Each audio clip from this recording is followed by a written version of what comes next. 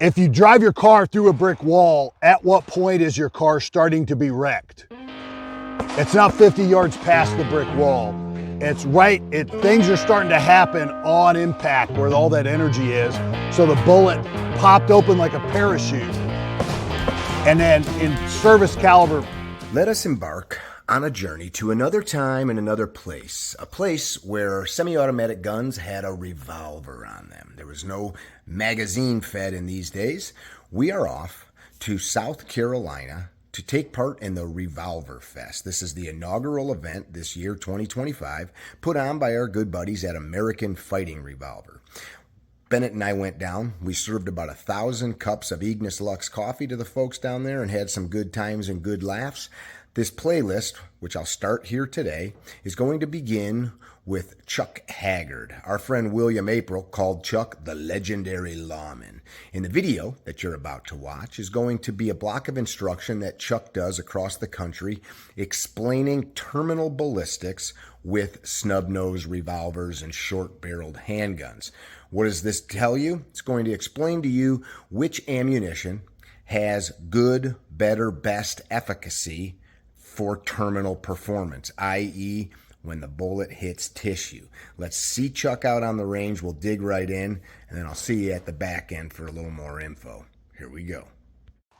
All right, we're walking up to Chuck Haggard doing some ballistic lab testing, showing what different snubby bullets do. Let's flip her around.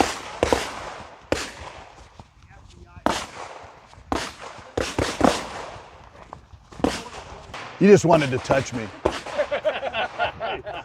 It would mushroom. It would mushroom, go all the way through. It often would stick on the other side because skin's elastic and it will trap bullets. Or it will pop out the other side and we would find it in the clothing or 10 feet on the ground. So that translated to, if I hit the block, the bullet would fully mushroom, penetrate the length of the block, get captured on behind on the stopper denim. I put it there so because if it pops out on the ground, we're never gonna find it and all this bullshit, right? So what do I like to see out of a bullet?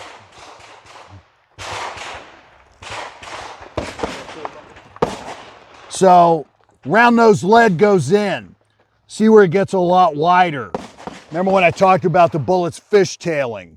In this, normally it flips and it's backwards. The 16-inch block, probably 15 inches. The bullet's sideways from like here to here, and it comes to rest. So remember that FBI shot we talked about? If that's through the bicep all the way to here, is that an effective shot? Unfortunate.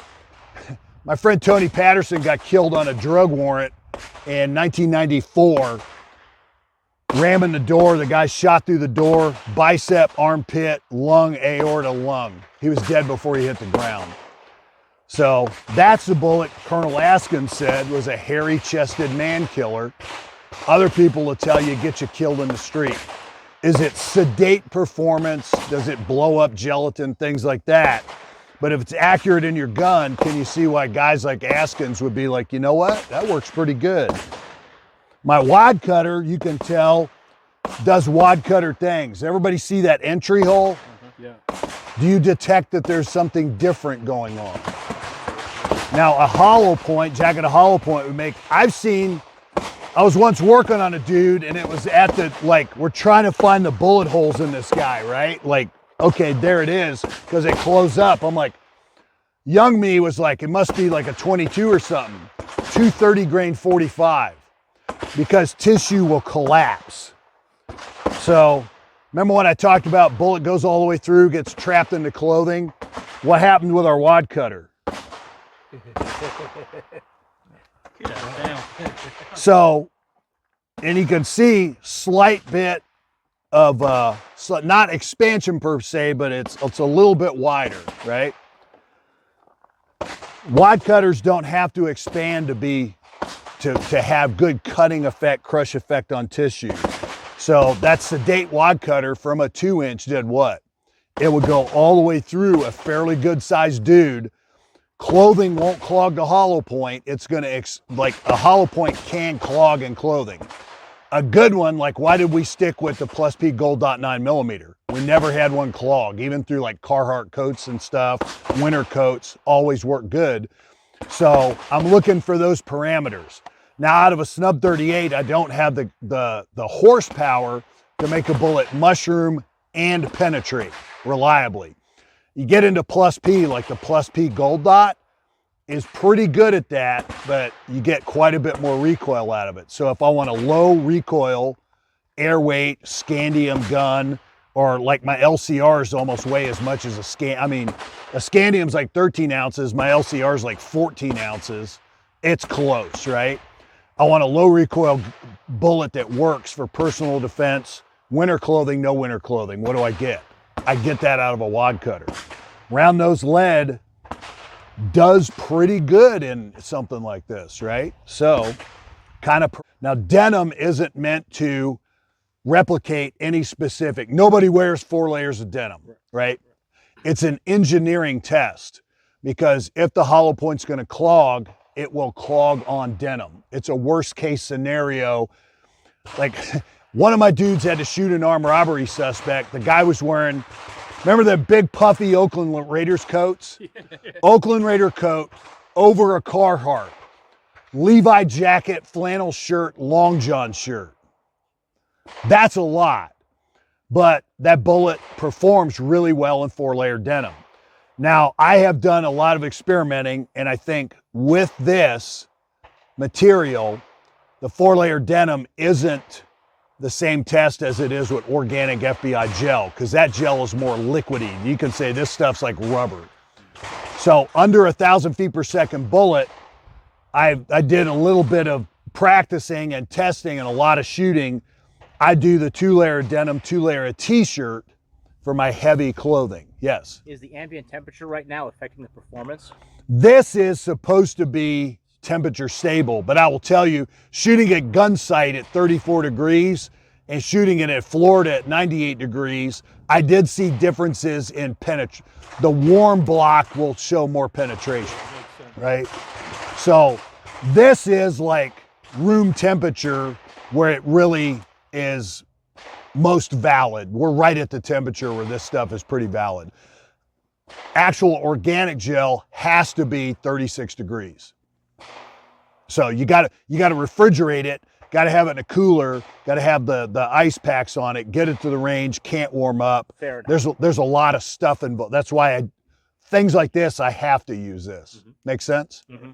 But I've shot enough of both to know how do I translate, and does this show you concepts? Sure. It does. Yeah, it does. We'll do one bare I'm not big. and one clove. I've shot a power. And I talked to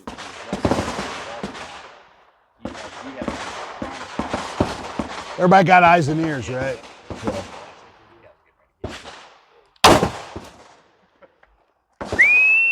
So let me set it up.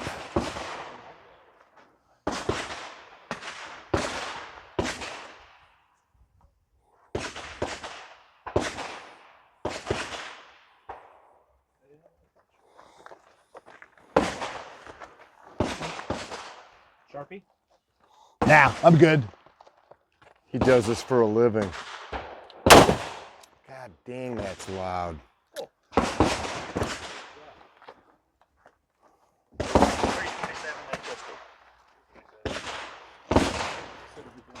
They're both right at the end. So, and they're a little warm. So watch this. Remember when I told you we often like find it at autopsy and you pop it out like a zit? So bare gel, see the denim plug? The denim got caught into the jacketed hollow point, and the design of that HST allowed it to weather that and still open up. You can see how the lead opened up quite a bit more in this, like the lead is not as smushed. I know that's a technical term. And now the jacket. So if we were doing, this is very close to what I see at a good 9mm loads. Notice, See, they're both down here.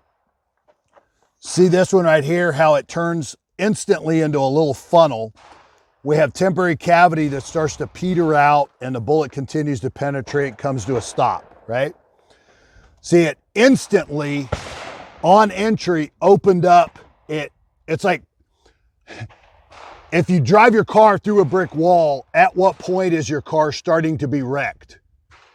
It's not 50 yards past the brick wall. It's right, things are starting to happen on impact where all that energy is. So the bullet popped open like a parachute. And then in service caliber, like 9mm, like if this was a 147 grain flat point that didn't expand, it would drill 2 of these blocks and still kill somebody downrange. That's that parachute effect. Isn't normally, I stole a term from one of my gangsters. He liked hollow points because they have more death power. They don't, but what they do is they have like a parachute effect so you're not endangering a bunch of people downrange. Make sense? So New Jersey has to kill people. Yeah. So I'm gonna do 2 of these. 327. What kind of velocities out of that last one that you just did? The book says, or the box says 1,500. I would bet more like 12 out of this 12 gun. out of the snub. This is, I believe, rated at like 1,000. I'll do 1 high, 1 low. So we'll do bear. I'm going to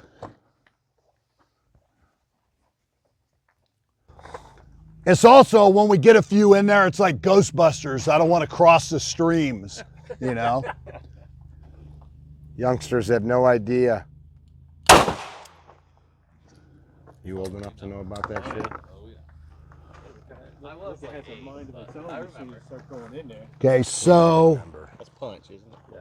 my top one actually veered. I'm gonna redo the bear gel shot. So I'm gonna do one more because that's not a valid shot. Sometimes they'll do a little curve and they'll take off out of the side of the block.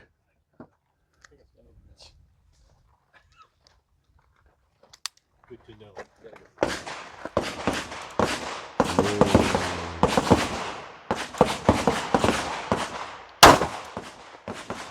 That's going to be a valid hit. Okay, so,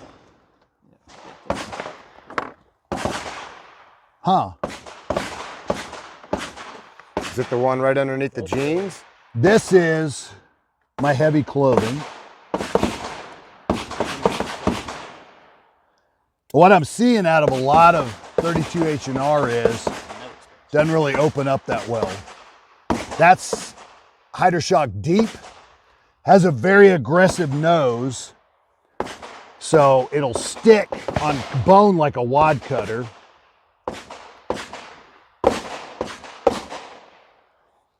This one tried to open up, got asymmetric. That probably is why they're yawing. Not enough speed. So not doing what it was designed to do, but not necessarily an ineffective bullet. Like when I do this test with that 135 plus P gold dot, through heavy clothing, a lot of times they don't mushroom and people say it's a bullet failure. It penetrates the full length of the block and then we get yaw. So this one that didn't expand, look at the temp cavity on this. Can you guys see that? See, it entered, it's doing a 180. So the bullet's sideways, and then it trued, and then it spun again, and then it came to rest. So remember when I was talking about your car fishtail, that's, can you see what I'm talking about? Big fishtail, little fishtail, penetrating to the end. Not necessarily, didn't do what it was designed to do, but not necessarily a bullet failure if we put it where it's supposed to go. That makes sense? So just because of, especially the lower velocity bullets, just because they didn't mushroom, I don't count that as a failure. Now, if I've got things well over 1,000 feet per second, plus P9, 357 Magnums, things like that. You got enough energy, you can make sure the bullet does what it's supposed to do. I like to see the design do that. Like that 327, that was really nicely designed bullet. So the danger is at those velocities, the bullet overexpands and underpenetrates. So they got a bullet that has controlled expansion, controlled penetration through clothing, no clothing. It doesn't underpenetrate, it doesn't overpenetrate, it doesn't fragment. That's pretty good, right? So, you want to see what yours does? I was at a pro shop at a class. He said purple. Give me 2. Well, one of the other guys, there was one that was black grip and one that was a purple grip. One of the other guys in class, I think he was worried about the appearance of his masculinity. And you wouldn't. I'm not. You can't diminish my masculinity off a purple grip. Everybody still got their ears in? I think it makes it stronger.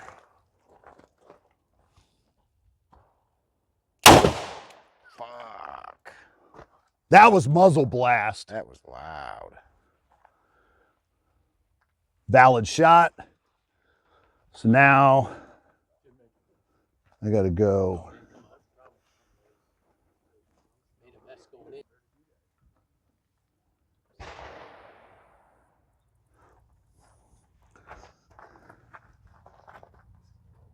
Not gonna lie, that's a little bit spicy. My ears is ringing. How'd you touching that off in the car? Mm-hmm. Be the last time you had decent hearing. I just carried 38. That's one of the hider shocks. Cool. You can see the red. So through the denim, and you see it actually penetrated to here, but there's a little bit of a bounce back. So that temp cavity is expanding, bullet runs out of energy, the whole thing collapses. You'll have the bullet bounce back like that.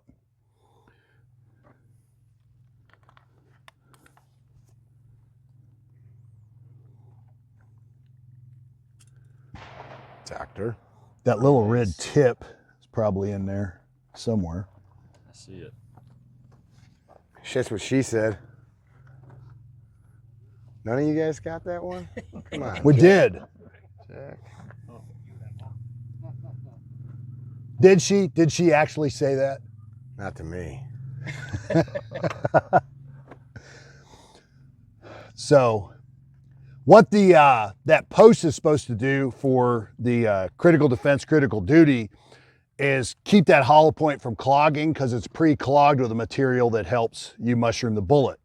Of course, this round was more full velocity out of a 4-inch gun. That's where I've seen like 1,400 feet per second, probably 12 or slightly less. So with this material, with that bullet through that denim, I have seen where it does stuff like this. That would have been this shot. You can see where it was yawing significantly because it's got that asymmetric expansion, so it immediately gone sideways. I don't know if it was backwards traveling because it popped out and it's just laying there. Obviously, this has the perfect book mushroom, but overall, out of a 2-inch gun, it's not horrible performance. We always want them to look super pretty, but there's nothing about that that's going to make somebody feel good.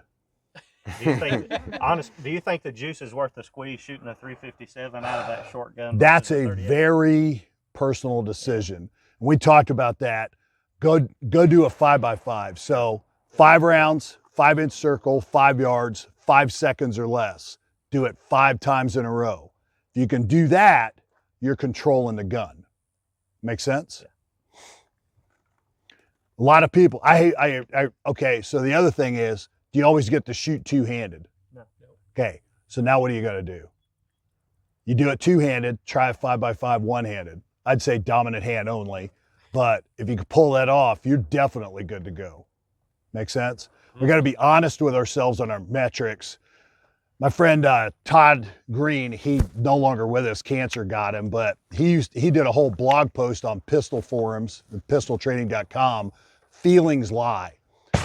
The target and the timer tell the truth. Make sense? Yep. So, questions? Well, that is always a cool block of instruction with Mr. Chuck Haggard. Couple closing points. These little guns have been around for a long, long time. There's been a lot of bad guys stopped by snubbies. There's also been a lot of good people that have done a lot of testing on projectiles. There's a lot of new fancy stuff out there, but as you saw in the video, that little wad cutter and Chuck's explanation as to why does a really good job for the intended purpose, and it does it with minimal recoil. You guys weren't on the range, but some of those projectiles, even with my good ear pro on, were very, very loud. Can you imagine if that was you in a confined space in a vehicle? You're going to maybe win the fight, but your ears are going to lose in the long run. So there's some considerations beyond just the ballistics when we're picking out ammunition. Something else. If you ended up with great-grandpa or grandpa's gun that was in the safe for 50 years, make sure, if you're going to shoot modern ammunition out of it, that those older firearms can handle the new hot stuff that's on the market. AmericanFightingRevolver.com, the host of the Revolverfest, special thanks to them. Go over to AmericanFightingRevolver.com, give them a follow on the social medias, and think about coming to the next event. I'm pretty sure that we will be down there slinging some Ignis Lux coffee. Hope you dug this vid. Go follow my friends. Be well. Don't be dickheads. Think about the stuff that you're doing and be well regulated in your training, because that is what the founders wanted. Talk to you guys soon. Bye